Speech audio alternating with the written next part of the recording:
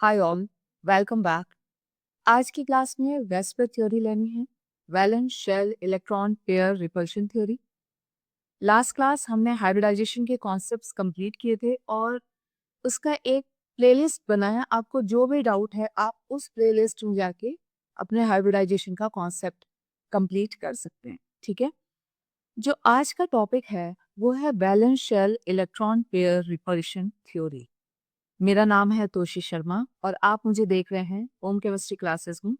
OCC students platform है और अगर आपको हमारे कॉन्सेप्ट समझ में आते हैं, पढ़ाए हुए कॉन्सेप्ट समझ में आते हैं, तो आप चैनल को लाइक, शेयर और सब्सक्राइब भी कर सकते हैं।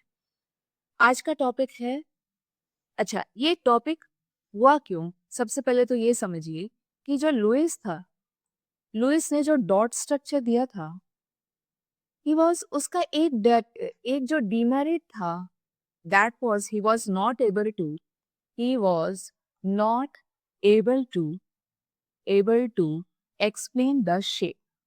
क्या नहीं समझा पा रहा था वो बेटा? शेप ऑफ द मॉलिक्यूल वो एक्सप्लेन नहीं कर पा रहा था। That is the major demerit of Lewis dot structure. अगर लुईस डॉट स्ट्रक्चर को हम देखें तो ये एक मेजर डीमेरिट है उसका।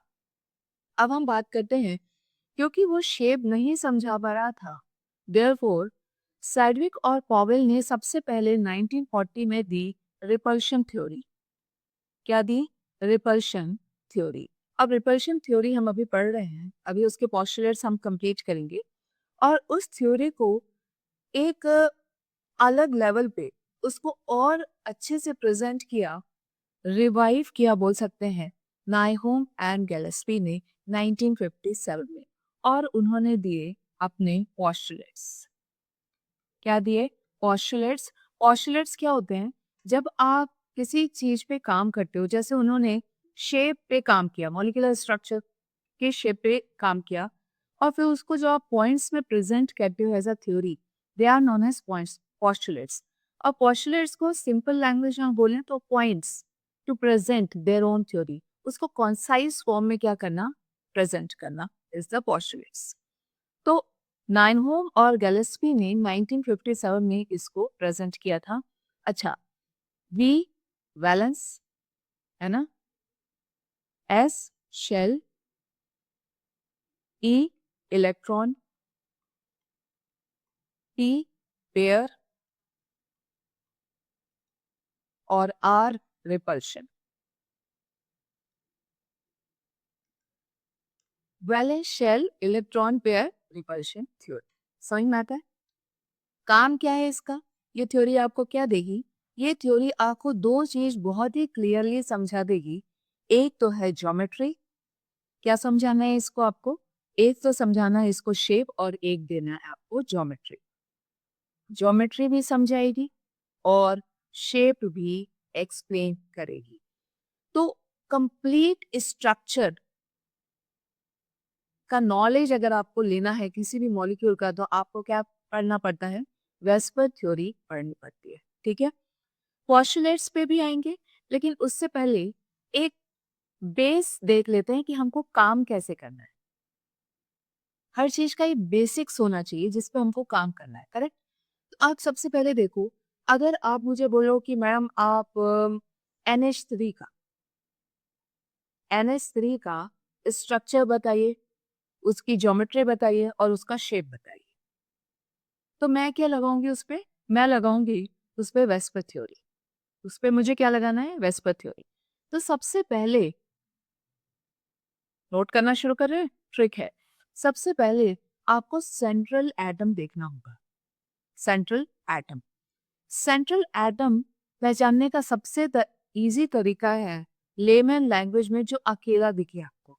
अब नाइट्रोजन मुझे यहाँ सिंगल दिख रहा है और हाइड्रोजन 3 दिख रहे हैं, और या तो जो सिंगल हो और या जिसने सबसे ज्यादा बॉन्ड बनाए, है ना? तो मैम मुझे अभी बॉन्ड का नॉलेज उतना नहीं जा रहा है, कोई प्रॉब्लम नहीं। आपको सबसे कम क्या दिख रहा है? नाइट्रोजन। तो सेंट्रल एटम आपका क्या हो जाएगा? नाइट्रोजन। जो सबसे ज्यादा बॉन्ड्स बनाता है किससे? वैलेंस इलेक्ट्रॉन से। क्लियर है? तो ये हो गया आपका सेंट्रल एटम। अब सेंट्रल एटम के बाद, जैसे ही आपने सेंट्रल एटम निकाल लिया, उसके बाद जो आपको देखना है उसका देखना है वैलेंस इलेक्ट्रॉन। उसके पास कितने वैलेंस इलेक्ट्रॉन है।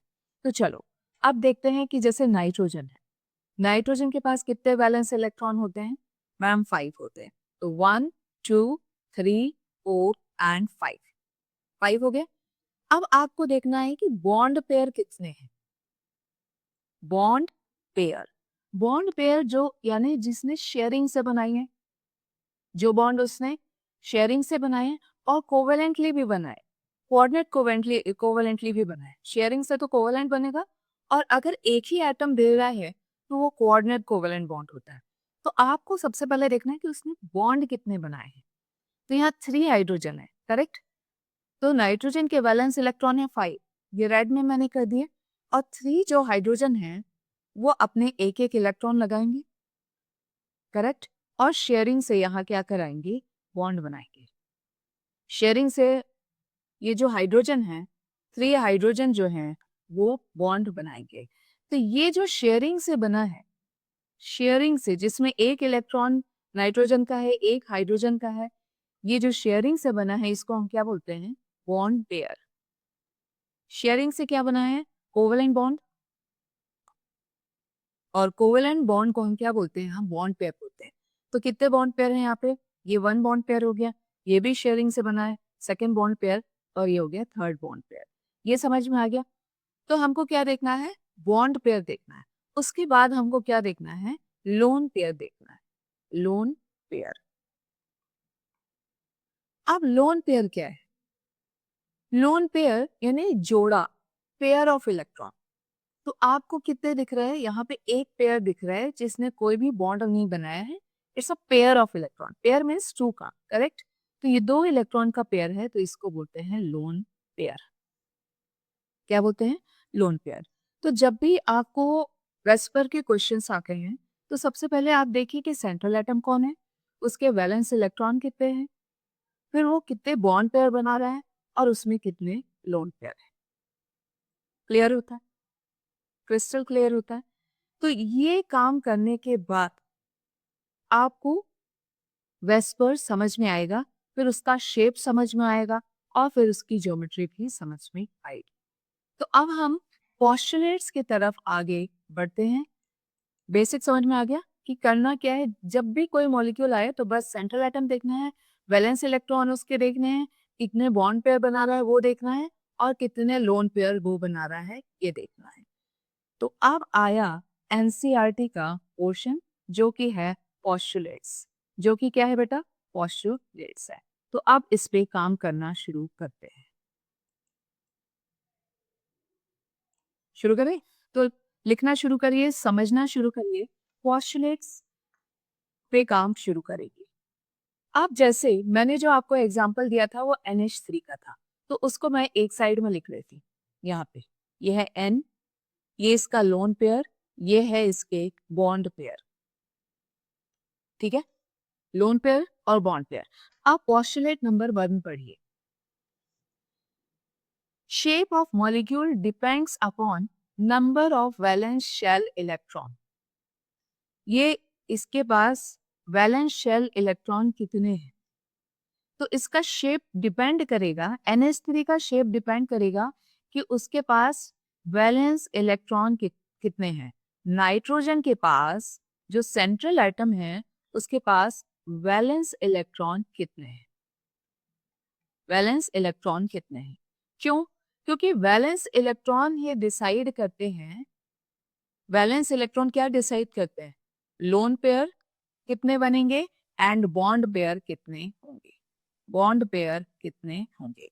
तो वैलेंस इलेक्ट्रॉन ये डिसाइड करेंगे कि लोन पेयर कितने बनेंगे और बॉन्ड पेयर कितने बनेंगे। क्लियर है, समझ में आता है।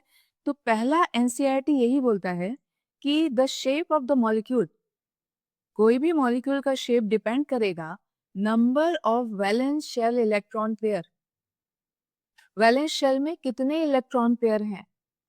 मैम ये इलेक्ट्रॉन पेयर क्या है, मैडम ये इलेक्ट्रॉन पेयर क्या है, बेटा पेयर ये भी एक पेयर है, ये पेयर्स हैं नाइट्रोजन और हाइड्रोजन के, करेक्ट। लेकिन ये क्या है, बॉन्ड पेयर। ये पेयर ऑफ इलेक्ट्रॉन किस में लगे हैं? बॉन्ड में। ये 2 इलेक्ट्रॉन दिख रहे हैं आपको, एक नाइट्रोजन और एक हाइड्रोजन के, पेयर ही तो हुए, जोड़ा तो हुआ। तो पेयर ऑफ इलेक्ट्रॉन ये क्या हो गए? Bond pair. और यहाँ ये क्या है? Lone pair. पेयर है लेकिन वो बॉन्ड नहीं बनाया, वो अकेले बैठा है, वो लोन पेयर है। क्लियर है? तो ये हो गया बॉन्डेड, ये क्या हो गया बेटा? बॉन्डेड, जिसको आपने क्या बोला? Bond pair. और ये हो गया अनबॉन्डेड, अनबॉन्डेड, जिसको आपने क्या बोला? Lone pair around the central metal atom. तो इसको अगर आपको और सिंपल में लिखना है तो आप लिख सकते हो कि shape depends upon valence electron, shape depends upon valence electron, correct, and valence electron will give lone pair and bond pair. Valence electron will decide lone pair and bond pair. तो पहला पॉइंट आप clear कर लीजिए, shape depends upon valence electron of central atom and valence electron will give lone pair and bond pair, है ना? वही क्या देंगे? वही डिफाइन करेंगे कि कितने लोन पेयर बनेंगे और कितने बॉन्ड पेयर बनेंगे। किसके? सेंट्रल मेटल एटम के या नॉन मेटल के। सेंट्रल एटम के बोलना चाहिए, मेटल भी हो सकता है, नॉन मेटल भी। मोस्टली नॉन मेटल के साथ हम देखते हैं क्योंकि मेटल यूजुअली क्या कर देते हैं? लॉस ऑफ इलेक्ट्रॉन कर देते हैं, तो आयनिक बॉन्ड की तरफ चले जाते हैं। तो सेंट्रल एटम पे आपको फोकस करना है, ठीक है? पहली चीज क्लियर होती है। अब हम चलते हैं सेकंड की तरफ। Pair of electron in valence shell repel one another since their electron clouds are negatively charged. यहां से टॉपिक शुरू हो रहा है और यहां से मैं आपको कॉन्सेप्ट पढ़ाना शुरू करूंगी। अब देखो बेटा, यही NH3 का एग्जांपल लेते हैं और सेकंड पोस्टुलेट्स पढ़ते हैं। आप बोलो कि यहाँ पे सब इलेक्ट्रॉन्स हैं, है ना? मैम कैसे? अब बोलो, ये है हाइड्रोजन का इलेक्ट्रॉन, ये वाला इधर और इधर, ये है नाइट्रोजन का इलेक्ट्रॉन और है ये लोन पेयर ऑफ इलेक्ट्रॉन, जिसको NCERT ने ऐसे बनाया है ना? बनाया है कि नहीं बनाया? बनाया है। अब ये पूरी स्ट्रक्चर में है क्या? इलेक्ट्रॉन्स। पूरे स्ट्रक्चर में क्या है? इलेक्ट्रॉन्स। और इलेक्ट्रॉन है तो वो एक दूसरे को रिपल्स करेंगे क्योंकि वो नेगेटिवली चार्ज्ड है and like charge repulse each other. तो ये एक दूसरे को क्या करेंगे? रिपल्स करेंगे। तो आप बोलो कि ये बॉन्ड पेयर एक दूसरे को रिपल्स कर रहा है। यहाँ पे कौन सा पेयर रिपल्स कर रहा है? ये बॉन्ड पेयर है और ये भी बॉन्ड पेयर है। तो अगर यहाँ से यहाँ देखें तो कौन सा रिपल्शन हो रहा है? एक बॉन्ड पेयर दूसरे बॉन्ड पेयर को क्या कर रहा है? रिपल्स कर रहा है। क्यों? क्योंकि उसमें इलेक्ट्रॉन लगे हुए हैं नाइट्रोजन हाइड्रोजन के, नाइट्रोजन हाइड्रोजन, नाइट्रोजन हाइड्रोजन। तो यहाँ बीपी बीपी रिपल्शन हो रहा है, बॉन्ड पेयर रिपल्शन। यहाँ पे भी इसके और इसके बीच में भी बॉन्ड पेयर रिपल्शन। बॉन्ड और बॉन्ड इलेक्ट्रॉन्स ही है वहां पे, तो एक दूसरे को रिपल्स करेंगे। अब अगर आप यहाँ आते हैं, ऊपर देखिए, तो ये है लोन पेयर, ये क्या है? लोन पेयर है। और लोन पेयर और ये क्या है? Bond pair. तो इन दोनों के बीच में भी रिपल्शन हो रहा है क्योंकि ऊपर भी इलेक्ट्रॉन है और यहाँ पे भी ये लोन पेयर के इलेक्ट्रॉन है और ये बॉन्ड पेयर के। तो यहाँ पे loan pair bond pair repulsion हो रहा है। इस पॉइंट पे जहां पे मैंने एरो डाला है बिटवीन द टू, यहाँ पे loan pair bond pair repulsion हो रहा है ना? तो दूसरी चीज समझनी है आपको कि ये जो इलेक्ट्रॉन्स है वैलेंस शेल के, बॉन्ड हमेशा वैलेंस शेल से बनता है, इतना सबको पता होना चाहिए। अब चाहे आप हाइड्रोजन का देखो तो ये इसके वैलेंस शेल के इलेक्ट्रॉन है, वैलेंस शेल इलेक्ट्रॉन है। और नाइट्रोजन का भी देखो तो ये इसके वैलेंस शेल इलेक्ट्रॉन है, वैलेंस शेल इलेक्ट्रॉन्स है। तो अगर आप कोई बॉन्ड बना रहे हैं तो वैलेंस शेल के इलेक्ट्रॉन के बीच में ही बनता है। वैलेंस शेल में आउटर मोस्ट शेल, करेक्ट है ना? तो वैलेंस शेल के जो इलेक्ट्रॉन हैं वो एक दूसरे को रिपल्स करते हैं, ठीक है? यही हमारा थ्योरी नंबर 2 है, पोस्टुलेट नंबर 2 है। पोस्टुलेट बोलता है कि the valence shell electron will repulse each other. Clear हो गया? पोस्टुलेट 2 अगर सिंपल में लिखना है तो वैलेंस शेल इलेक्ट्रॉन आप लिख सकते हैं, valence shell electron will repulse each other because they are negatively charged. क्योंकि वो क्या है? Negatively charged. समझ में आता है? अब हम आते हैं थर्ड पॉइंट पे. अब हम आएंगे थर्ड पॉइंट पे. These pairs of electrons tend to occupy such positions in space that minimize repulsion and thus maximize distance between them. अब इस पॉइंट को हमको थोड़ा सा अच्छे से समझना पड़ेगा. ठीक है, तो इसको अच्छे से समझने के लिए हमको क्या चाहिए? थोड़ा सा स्पेस चाहिए. तो हम बनाएंगे थोड़ा स्पेस. ये हम आ गए हैं पॉइंट नंबर 3 पे. अब पॉइंट नंबर 3 को समझने के लिए आप देखो, ये है नाइट्रोजन, ये है इसका लोन पेयर. ठीक है, ये है नाइट्रोजन का इलेक्ट्रॉन. टोटल 5 इलेक्ट्रॉन है, 8 पेयर में है और 3 बॉन्ड में है. तो यहाँ पे हाइड्रोजन अपने इलेक्ट्रॉन लगाएगा और ये बॉन्ड बनाएगा.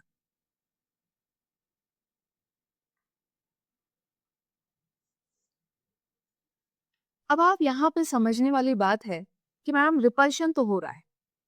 ये बॉन्ड पेयर रिपल्शन हो रहा है, ये बॉन्ड पेयर रिपल्शन हो रहा है, और ये लोन पेयर रिपल्शन हो रहा है.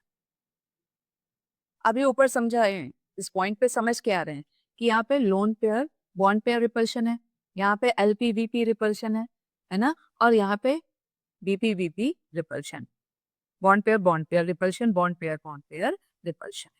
अब बेटा आप बताओ कि अगर चारों तरफ से रिपल्शन लग रहा है, एक दूसरे को सब धक्का मार रहे हैं, तो एक पॉइंट आएगा जहां वो मैक्सिमम रिपल्शन फील करेंगे, उससे ज्यादा रिपल्शन और उनको नहीं मिलेगा.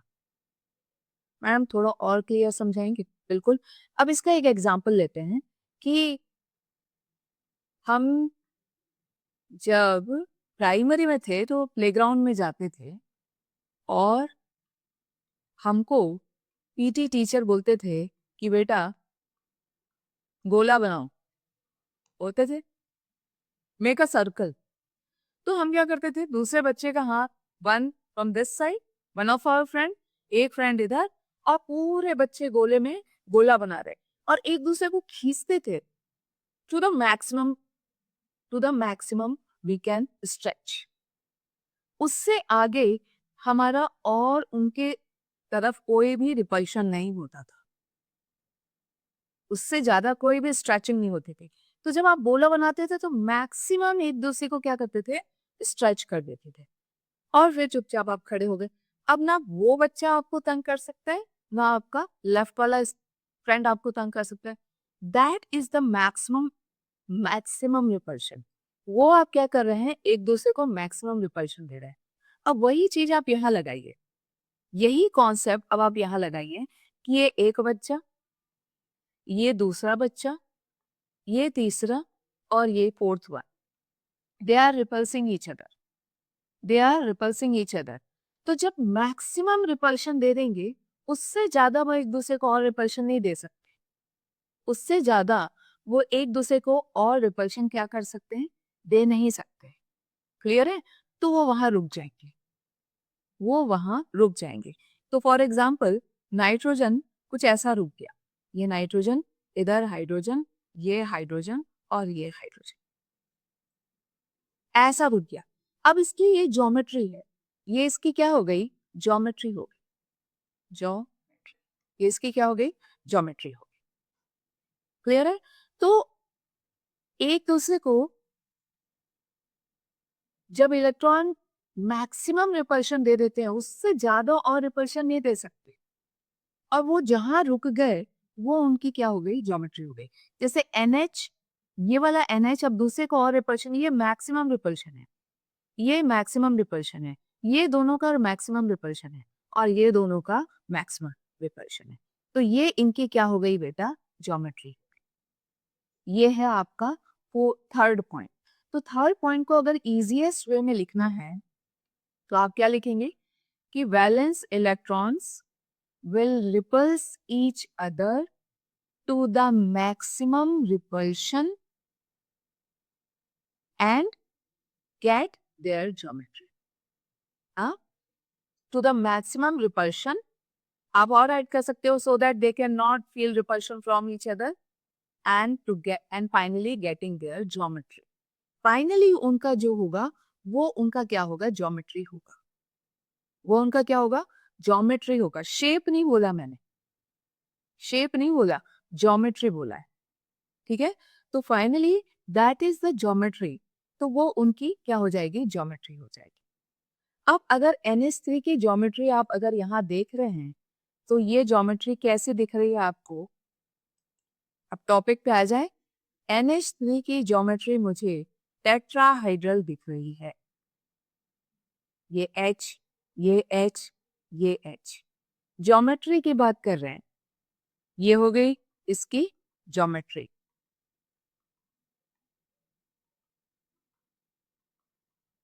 ठीक है, तो ये सॉरी ये इधर और ये इधर, ये इनकी क्या हो गई, ज्योमेट्री। तो ज्योमेट्री की बात हो रही है। तो ज्योमेट्री जब आप बात करते हैं, ज्योमेट्री की अगर आप बात करते हैं तो आप किसकी बात करते हैं, lone pair and bond pair. Overall electronic structure की बात करते हैं। क्लियर कर लो अभी से। अगर टीचर ज्योमेट्री पूछ रही है तो उसमें आपको लोन पेयर भी बनाना पड़ेगा, उसमें आपको बॉन्ड पेयर भी बनाना पड़ेगा। और अगर वो हाइब्रिडाइजेशन पूछ ले तो आपको हाइब्रिडाइजेशन भी लिखना पड़ेगा। हाइब्रिडाइजेशन क्या होता है, नंबर ऑफ, अब तक तो याद हो गया होगा, sigma plus lone pair. Sigma यानी सिंगल बॉन्ड, ये सिंगल, ये थर्ड सिंगल, सो 3 प्लस लोन पेयर कितना है, 1, 1 लोन पेयर है।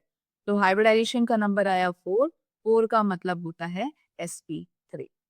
अब मैं नहीं बोलूंगी सर्कल को 4 पार्ट में डिवाइड करो, s 2 px py pz, वो सब आप पढ़ चुके हैं। तो ये नाइट्रोजन की ज्योमेट्री तो sp3 ही है।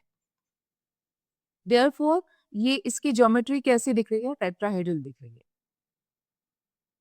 ज्योमेट्री कैसे दिख रही है, टेट्राहाइड्रल दिख रही है। अब बात करते हैं शेप की। किसकी बात करेंगे, शेप की। तो जब हम शेप को डिफाइन करते हैं, जब हम इसका शेप डिफाइन करेंगे, पर मैंने ले लिया N और ये है इसका लोन पेयर और ये है हाइड्रोजन, ये हाइड्रोजन और ये भी हाइड्रोजन। शेप डिफाइन करते समय लोन पेयर काउंट नहीं होता है। फिर से बोलती हूँ, when you define the shape lone pair is not counted. तो अगर आप शेप डिफाइन कर रहे हो तो सिर्फ बॉन्ड पेयर ही काउंट होगा। अब आपको क्या करना है, फोकस करना है इस शेप पे।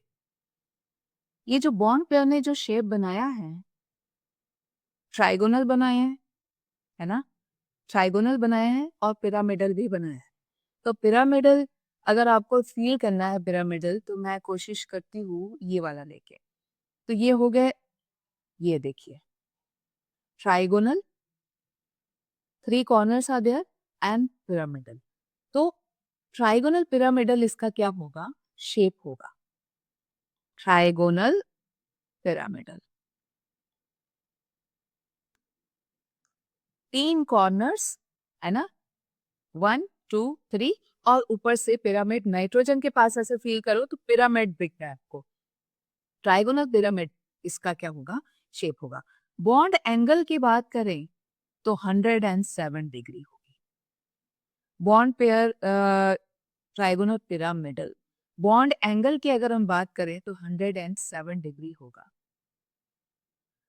अब सबसे बड़ी बात यहाँ पे यही आ रही है कि मैडम थोड़ा सा और इसको और एलेबोरेटली थोड़ा पढ़ाएंगे तो इसको हम थोड़ा और समझें। ये अगर आप समझ गए तो जितने भी टेबल है ना आप बहुत इजीली बना लेंगे। तो ये जो बेटा नाइट्रोजन है, ये हाइड्रोजन, ये हाइड्रोजन, इधर हाइड्रोजन और ये है लोन पेयर। अब ये जो लोन पेयर है ना, ये वो स्ट्रॉन्ग बच्चा है जो सबसे ज्यादा रिपल्शन दे देता है, और ये कंपेरेटिवली क्या है, वीक बच्चे। तो लोन पेयर का जो रिपल्शन होता है वो ज्यादा होता है as compared to bond pair, compared to bond pair. तो यहाँ पे कौन सा रिपल्शन लग रहा है, lone pair bond pair, LP BP. ऊपर वाला एलपी है, ये बॉन्ड पेयर है। यहाँ पे भी क्या लग रहा है, LPDP, है ना? तो इसके कारण ये जो बॉन्ड पेयर है वो और अंदर जा रहा है। ये जो बच्चा है, ये अच्छा खासा इनको क्या दे दे रहा है? रिपल्शन दे दे रहा है अंदर की तरफ। तो ये बॉन्ड पेयर, ये जो एंगल है वो कम होके कितना हो जा रहा है? 107 डिग्री का। ये कम होके कितना हो जा रहा है? 107 डिग्री का। तो मैडम आप बोलना चाह रहे हो कि लोन पेयर बॉन्ड पेयर में अगर रिपल्शन हो रहा है तो वो हायर है as compare to bond pair. बिल्कुल सही, बिल्कुल सही। ऊपर से जो रिपल्शन लग रहा है ये वाला, ये ज्यादा होगा एज कंपेयर टू ये वाला रिपल्शन। ये बॉन्ड पेयर रिपल्शन है अंदर का। और अगर लोन पेयर होता तो वो सबसे ज्यादा रिपल्शन देता, जो कि हम वाटर में पढ़ेंगे। वाटर मॉलिक्यूल जब आएगा तब हम पढ़ लेंगे। तो सबसे हाईएस्ट रिपल्शन होता है लोन पेयर का, फिर लोन पेयर बॉन्ड पेयर का, फिर बॉन्ड पेयर का। क्लियर है? क्लियर होता है? तो ये हो गए हमारे कितने पॉइंट्स हुए अभी? 4 पॉइंट्स हमने कवर कर लिए। Now we are moving towards the last 2 points given in NCERT. NCERT लेके बैठिए, कंट्रोल बी। हाँ, so last 2 points we will cover from NCERT. ये पोस्टुलेट्स पढ़ने के बाद हम क्या करेंगे? इसके जो टेबल्स दिए हुए हैं जिसमें से क्वेश्चन टीचर्स हमेशा पूछ लेते हैं, वो हम क्या करेंगे? कंप्लीट कर लेंगे। जस्ट अ मिनट, चलो ये क्या हो गया? Just a minute, give me 1 minute.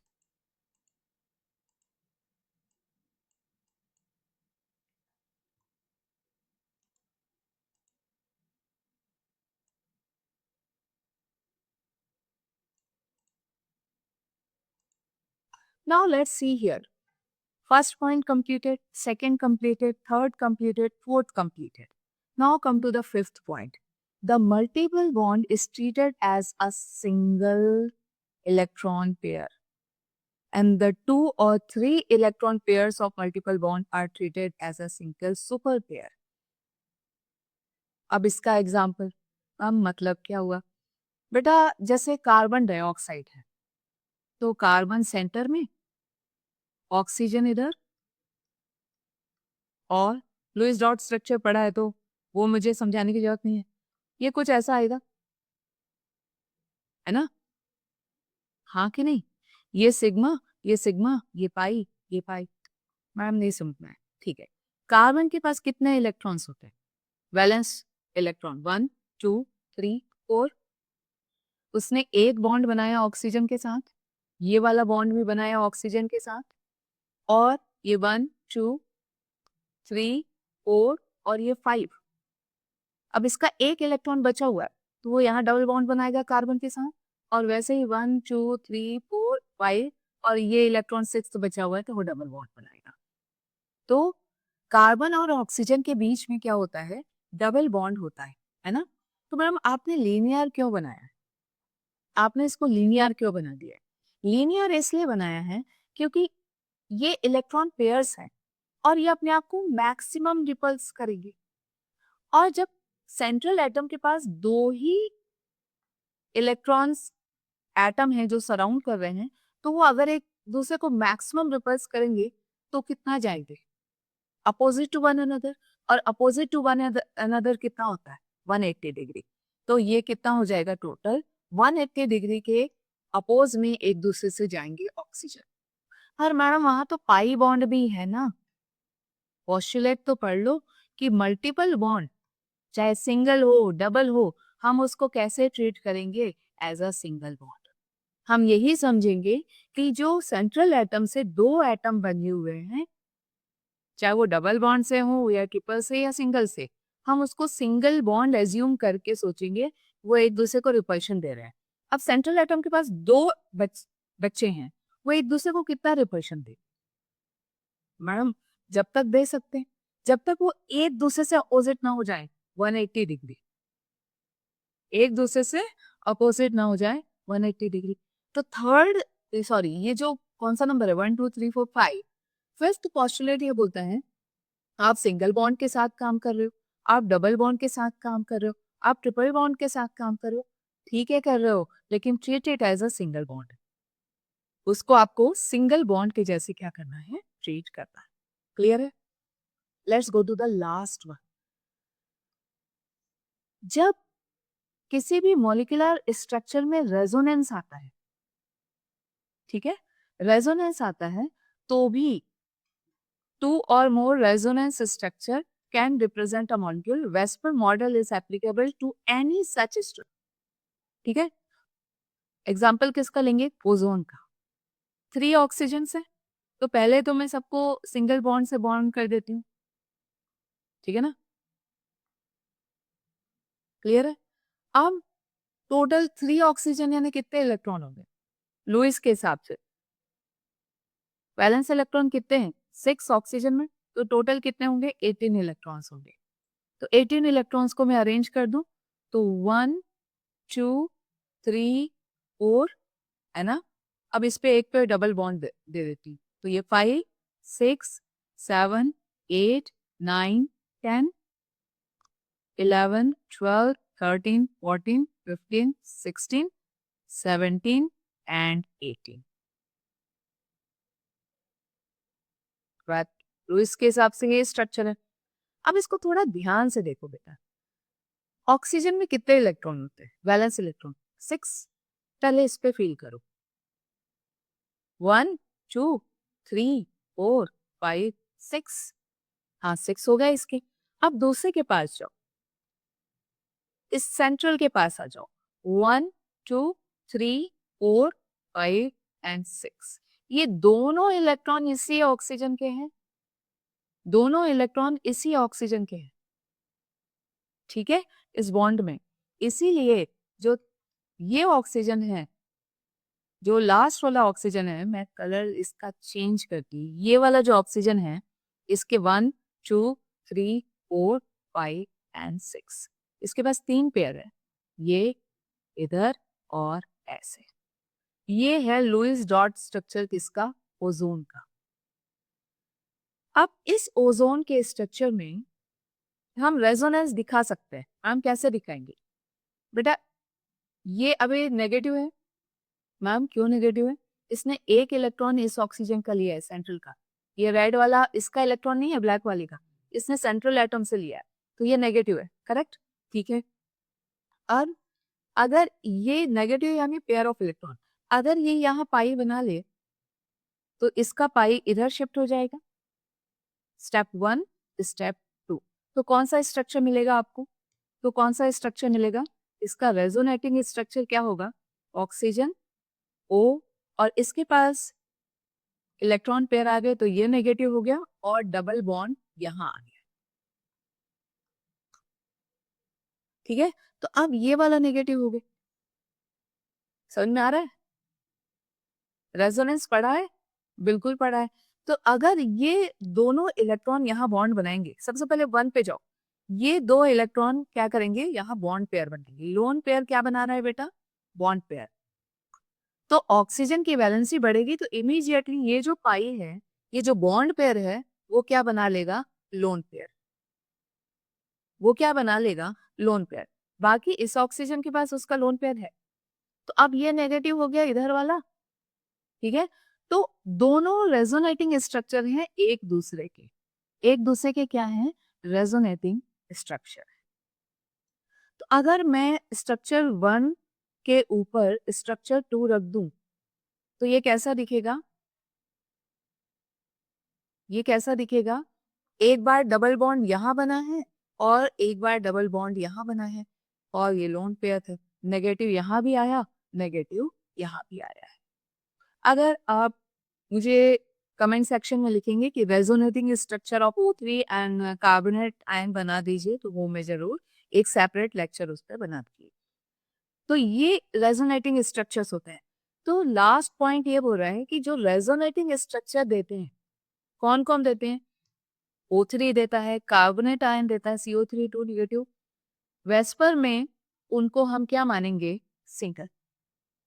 Two or more resonating structure can represent a molecule. The VSEPR model is applicable to any such structure. आप इस पे भी लगा सकते हैं और वेस्पर मॉडल इस पे भी लगा सकते हैं, ठीक है ना। तो वेस्पर मॉडल लगाना बहुत इजी है।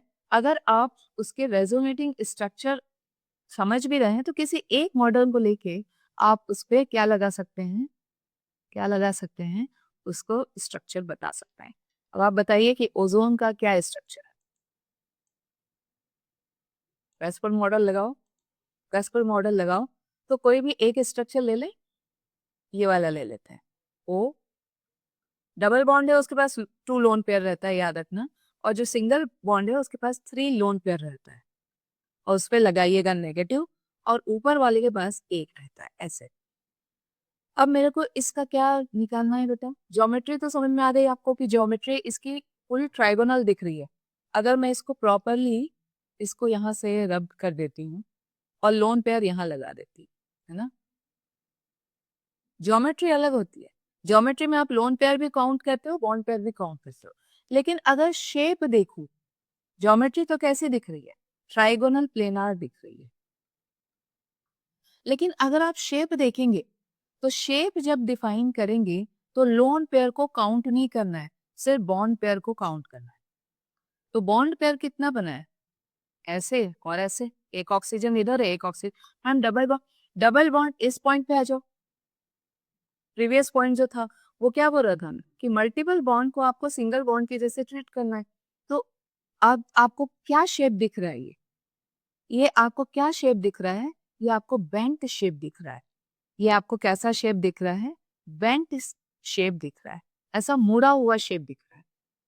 तो इसका शेप क्या हो जाएगा? बेंट। लेकिन इसकी ज्योमेट्री क्या होगी? Trigonal planar. ज्योमेट्री क्या होगी? Trigonal planar. Trigon and planar. Ma'am hybridisation से प्रूव करिए। बिल्कुल कर लो। सेंट्रल ऑक्सीजन को पकड़ो इसको, तो उसके पास लोन पेयर कितने हैं? पहले बॉन्ड पेयर निकालो। 2 सिग्मा है, सो 2। लोन पेयर है 1, एक lone pair, so total number आया 3। 3 का मतलब क्या होता है? sp2। 3 का मतलब क्या होता है? sp2। तो ये क्या हो गया? Trigonal planar. समझ में आया? ये क्या हो गया? Trigonal planar. So with this, we are completing the basic knowledge required for VSEPR, valence shell electron pair repulsion theory, to do the tables which are given in NCERT. Postulates हो गया। Next class में हम tables भी complete कर लेंगे। Clear है? So see you in the next class. Bye for now.